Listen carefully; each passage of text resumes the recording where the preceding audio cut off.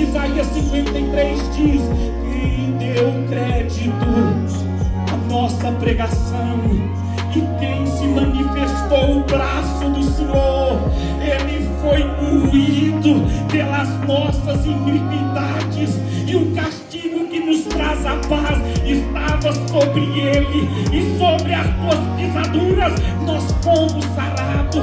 Mas ele não abriu a sua boca, como ovelha muda, ele foi até o fim. Levante a mão para o céu. Não pode haver silêncio em você, porque Jesus sofreu para você ter essa liberdade.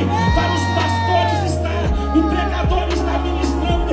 Jesus pagou o preço, ele levou a culpa. Não é para você ficar de cabeça baixa, não é para você se sentir condenado nesta noite, não é para você se sentir oprimido nesta noite.